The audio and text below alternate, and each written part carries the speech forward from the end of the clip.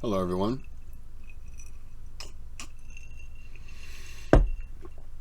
I'm fine, dream loud, huh? It'd be crazy if I did actually. I was just so drunk I didn't know what was happening. Pause the video to start singing Christmas carols in April. People are like, this guy's really got a problem. So, we're 15 minutes in. We're going to go here. Do we want to go to there? What's this? That'd be 20 minutes. Yeah. So we're going to do 18 minutes on this one. And the video... Oh, damn it. Sorry, don't mind me. It was glitching. I'm going to drop it down. I hate doing that, but I'm going to do it now. And then if it gets to looking really kind of crappy, which I'm sure it will, then we'll pop it back up. If you've kept up with the first video, then I shouldn't have to fill you in, but things happened, and he's the Emperor. Let's go. Emperor. His first act as Emperor was to deal with the Praetorian Guard. He summoned them outside the city and told them to leave their weapons in the camp. While the camp was empty, Septimius's own soldiers seized the camp. He addressed the Praetorians, attacking them bitterly for their betrayal of Pertinax. They were all discharged and ordered to leave Rome on pain of death. Their uniforms and ceremonial daggers were taken. Wow. Such was the end of the Praetorian Guard. But the Guard itself was replaced with his own soldiers from the Danube. Prior to this, the Guard consisted of Italian-born members. The urban cohorts, the Vigiles, and the Guard were all considerably increased in size, and a legion was stationed at Alba, just outside Rome. He finally entered Rome dressed in the formal toga, but escorted with his troops in full battle gear. His second act was to oversee a proper imperial funeral for Pertinax in the Forum, where he held a eulogy to the dead emperor. The ceremony was an important gesture. Septimius was to model his own reign on that of Pertinax, whose own exemplar was Marcus Aurelius. Less than 30 days elapsed since his entrance into Rome, before he set out to deal with the usurper Pescennius Niger, who was advancing from the east. Niger was at this point so puffed up that, when men called him a new Alexander, he showed his pleasure, and when a man asked, "Who gave you permission to do this?" he pointed to his sword and answered, "This." Niger had advanced to Byzantium, and from there advanced against Perinthus, but he was disturbed by unfavourable omens that came to his notice. For an eagle perched upon a military standard and remained there until captured, in spite of attempts to drive it away, and bees made honeycomb around the military standards, and especially around his images. For these reasons, he returned to Byzantium. Byzantium is Constantinople, right? Do you suffer from anxiety, feeling irritable or moody, forgetting little things, or feeling overwhelmed and isolated? Don't worry, we've all been there. I'm not saying... Is it still called Constantinople? No, is it? No, yeah, no. Maybe? Why is that important? It doesn't matter. Septimius left for the east along the Via Flaminia, the same route he had taken just a month before, opting for the land route rather than going by boat from Brundisium. Septimius made for Perinthus, his headquarters, while Niger was still in Byzantium. It seems like Niger grew desperate, and he sent envoys to Septimius, offering to share the empire. This was rejected. It's very nice of him. It's very kind, and he would go out of his way to be willing to share the empire. Wow. What a sweetheart. You know what I mean? What a gentleman. Of hand, while Septimius offered to spare Niger's life if he submitted. And let's share the empire. How about I won't kill you? Huh. It's not exactly the negotiation I thought we were going to be having. Kind of rude. Went into exile. In the autumn, Claudius Candidus, one of Septimius's generals, took the Pannonian army across the Sea of Marmara, where he defeated Aemilianus, Niger's most prominent supporter, who fled to Cyzicus. But he was captured and executed by Candidus. Okay. His army fled eastwards, out of the province of Asia, into Bithynia. Candidus pursued on both land and sea. The two great Bithynian cities reacted predictably. Nicomedia responded to the Septimian victory by an immediate change of side, sending offers of support. Candidus sent his troops ahead there, outflanking the enemy. Nicomedia's rival, Nicaea, gave a welcome to Niger's army. Niger himself managed to make his way there from Byzantium to take personal command. Candidus led his troops against Nicaea from the north. The battle took place in the narrow passes west of the city, probably in December or early January of 193. Candidus had stationed his troops on the high ground, and at first they had the advantage, although the fighting was confused. Some of the enemies were shooting arrows from boats on the lake. When Niger himself appeared, the Septimians began to retreat. At this point, Candidus displayed extraordinary qualities of leadership. He seized hold of the standard-bearers and forced them to turn round to face the enemy, rebuking his men for taking flight. This saved the day, and Niger's forces only escaped complete destruction through the onset of darkness.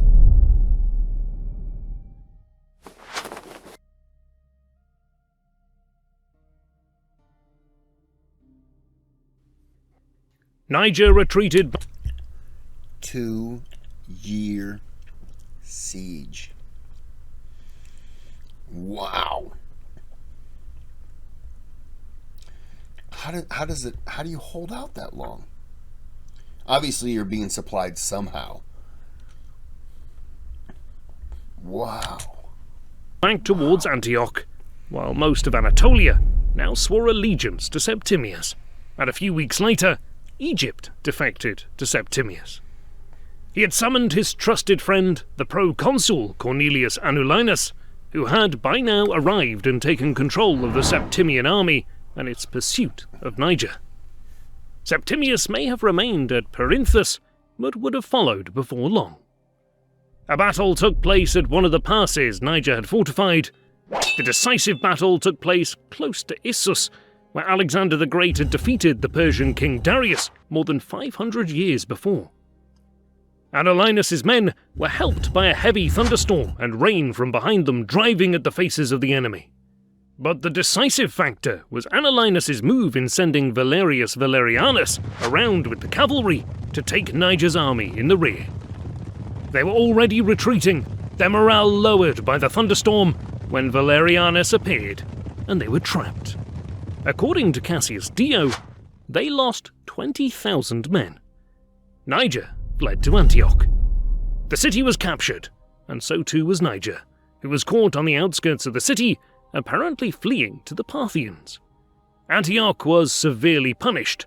It was deprived of its civic status and was relegated to being a parish of the new provincial capital, Laodicea.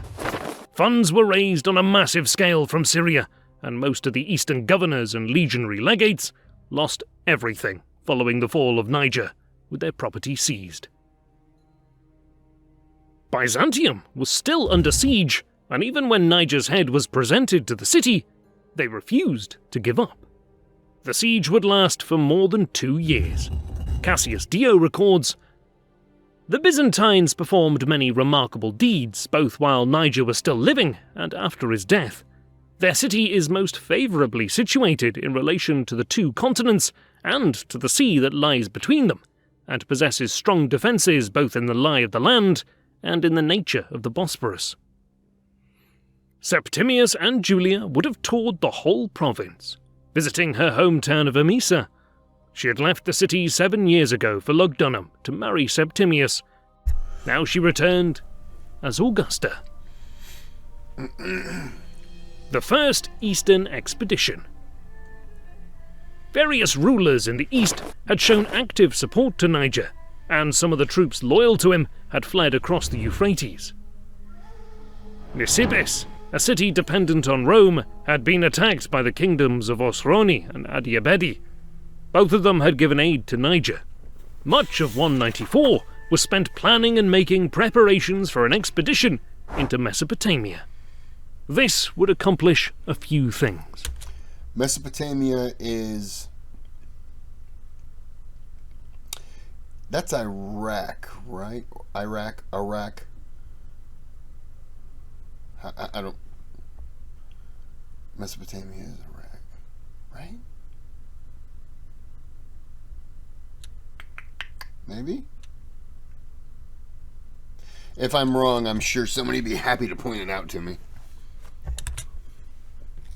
Legions who had fought against each other would fight side by side against a common foe, which would strengthen army unity. The kingdoms who had supported Niger would be punished, and it would solidify Septimian rule by winning a war against an ancient enemy. The Parthian Empire was now weak and tied up by internal strife. In the spring of 195, Septimius crossed the frontier at Zeugma into Osro. The kingdom could put up little resistance and was subsequently annexed. Its king, Abgar, was allowed to retain his capital, Edessa, and a small territory surrounding it. Julia Domna was at her husband's side during the campaign, and on the 14th of April 195 was honoured with the title Mater Castrorum, Mother of the Camp. Soon after his victory in Osron, Septimius took a remarkable step. He proclaimed himself to be the son of Marcus Aurelius, and his son Bassianus, who was only 7 at the time, was renamed Marcus Aurelius Antoninus, and was granted the title of Caesar, appointing him as his successor. I will refer to him as Antoninus from now on. However, history knows him as Caracalla, from the nickname the plebs gave him, a Celtic word for the hooded cloak he wore. His victory beyond the Euphrates, for the time being, led... You'll have to excuse me if I don't remember any of these names. I know Caesar. Marcus Aurelius is a name that I know. I know he was the emperor. I'd like to do a video on him. But like most of these other names, they're being said as though, here they are. This is that person. And I'm like, I don't know who it is. I'm sorry. Only to the annexation of Osron, but some fighting took place against the Adiabeni as well. A triumphal arch was constructed in Rome following his campaign. Albinus. When Septimius was campaigning across the frontier, some senators were trying to persuade Claudius Albinus to come to Rome while Septimius was absent, engaged on other matters. Albinus was preferred in some aristocratic circles in Rome. Were they trying to get him to show up and then nominate him to be the new emperor, kind of kicking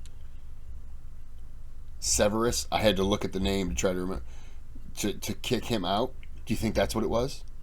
Oh, that's some dirty bitches, aren't they? Ooh, we can't trust him. Septimius found this out. He sent his most trusted couriers to Britain with instructions to kill Albinus. Holy shit. Albinus's advisors were suspicious and cautioned him to be on his guard. The couriers were seized and divulged their instructions under torture. The fact that Septimius had granted the title of Caesar to his own son and his own assumption of the Antonine ancestry can only be read as open challenges to Albinus. In 195, Albinus sent armies into Gaul and proclaimed himself emperor. Septimius had prepared for this invasion of Albinus and installed his supporters in the key provinces of the empire. Rome itself was controlled by his own kinsman, the ruthless Fulvius Plautianus, and the successful general The Ruthless. You don't get that name because you're easy. I mean, Titus had begun moving his Pannonian army westward. That comes with something. Septimius himself stayed in the east a little longer, but was soon himself marching towards the west. During the journey westwards, Polonius Auspex, governor of Lower Moesia, greeted Septimius with a sarcastic comment on his self-adoption into the Antonine dynasty. "I congratulate you, Caesar," he said, "on finding a father." Cassius Dio records an interesting event from the war. Numerianus, a schoolmaster who taught children their letters, set out from Rome to Gaul for some reason or other, and by pretending to be a Roman senator sent by Severus to raise an army, he collected a small force at first and killed a few of Albinus's cavalry, and also performed some other daring exploits in Severus's interest. Severus heard of it, and believing that he was really one of the senators, sent him a message commending him and bidding him increase his force. The man did so, and among other remarkable exhibitions of his prowess, he captured and sent to Severus 70 million sesterces. After the latter's victory, Numerianus came to him, concealing naught, nor yet asking to be made a senator in very truth. On the contrary, though he might have been exalted to great honours and wealth, he did not choose to accept them, but spent the remainder of his life in some country place, receiving a small allowance from the emperor for his daily needs. Novius Rufus, governor of Tarraconensis, had declared allegiance to Albinus and moved into Gaul and secured Lugdunum, which he made his headquarters. He defeated the governor of Lower Germany, Virius Lupus, who was a Septimian supporter. However, Novius Rufus failed to occupy the Rhineland, and after a failed siege of Augusta Treverorum, he moved back to Lugdunum to prepare for the impending battle. Before setting off for the campaign against Albinus, Septimius stopped in Rome for a short time before moving towards Gaul, but he went through Pannonia. This passage through Pannonia was the occasion for Septimius to be assured of success by a prophecy. He learned from the Pannonian augurs that he would be the victor. From there he went into Noricum and Raetia, and then into Upper Germany. From here he moved south towards Lugdunum with his army, in the winter of early 197. Albinus marched out of Lugdunum, and 60 miles north of the city, the first clash took place. But Albinus's forces were pushed back south to the outskirts of Lugdunum itself, where the final battle took place on the 19th of February. At first, Dinner. It's more than just a meal you make every night. It's a chance to slow. At first, Albinus's left wing was defeated, and they were pursued back to the camp. Septimius's men pursuing them burst into the camp and proceeded to slay them and plunder their tents. On the right wing, however, Albinus's forces had dug a series of concealed pits, and the Septimians were lured into them by a feigned retreat. No. Septimius himself came up on horseback with the Praetorians, but instead of saving the situation, got himself into extreme difficulties and was thrown from his horse. Then, tearing off his riding cloak and drawing his sword, he rushed after his retreating troops and shamed them into making a stand. That was the official version. According to Herodian, he simply fled with the rest and flung off the purple cloak to conceal his identity. But the day was won when the Septimian cavalry, led by Julius Latus, appeared and routed Albinus's troops. Albinus's forces were pursued into Lugdunum, which was sacked and burned by the victorious army. Albinus himself committed suicide, and his body was brought to Septimius, who feasted his eyes on it.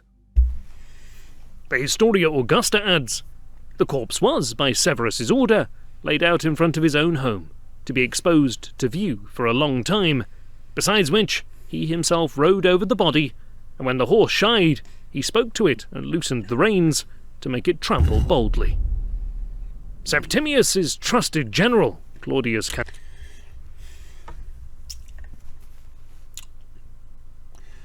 I think that's a dick move, but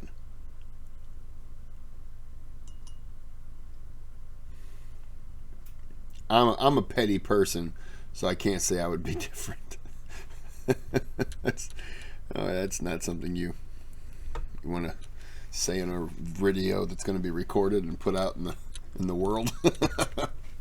Candidus was sent to govern Tarraconensis following the execution of Novius Rufus, and with most of the legions stationed in Britain fighting on the mainland, the island was left with a bare-bones garrison, which resulted in most of the northern parts of the province being plundered by the opportunistic tribes across the frontier. Varius Lupus was made governor of that province and was sent back with the defeated British legions. Julius Laetus was sent to the new province of Mesopotamia, perhaps due to renewed aggression in the region. The Senate in Rome awaited Septimius's return to the imperial capital with justifiable apprehension. Question. And I've seen this several times, and I've always wondered. He's sent back to Rome. But why Roma? I know it's probably... Is it the language? Because I know, like,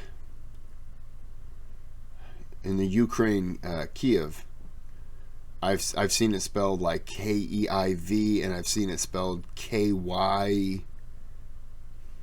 Is it IV? K. Is it just the spelling local compared to what? It's not important. It's just something that I'm asking because I've seen before.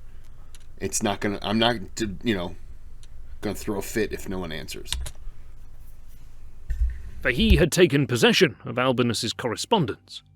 He came to Rome filled with wrath at the people and Senate. His speech in the Senate caused dismay, as he praised the severity and cruelty of Sulla, who had drafted lists of people who he had wanted to be killed, when he had the poor guy doesn't have a nose. What are you expecting from him? been proclaimed dictator during the late Republic. Furthermore, as he now styled himself the son of Marcus Aurelius, Commodus was his brother, and therefore demanded his deification. The wrestler who had strangled Commodus, Narcissus, was thrown to the lions. God damn. A ruthless purge of the Senate was ordered, on the same line Sulla had done centuries earlier. 29 senators were put to death, and their property seized, which would lead to a substantial influx of cash to the treasury. Many were killed a year or so later for consulting astrologers about the emperor's life expectancy. The Historia Augusta reports. That, coupled with the debasement of the currency, made it possible for Septimius to grant a major pay increase to the army, the first of its kind in over a century. And the soldiers were now allowed to marry, something that had been forbidden since the very beginning of the empire. Wow. This, of course, solidified the loyalty of the whole imperial army to the Severan dynasty. Allowing them to marry certainly makes them feel good. Knowing that you're capable of murdering the Senate probably makes people go, yeah, I'm whatever. I'm siding with that guy right there. The Second Eastern Expansion. And that's where we stop. That's where we're stopping right now. Gosh darn it. Pardon the language. All right, I'm tired of shenanigans here. I'm sorry for cussing. So, like and subscribe, or I won't be making any more of these videos, all right? Tired of this malarkey. Apology for the language. I've had enough of this turkey. All right, I shouldn't be cussing so much. I'm sorry. It's all the alcohol. I ran out of ice. And I know what you're thinking. Well, I could pee in your cup. No, that's not helpful at all. I don't know why you would suggest that. It's kind of rude. I'm going to end the video right now.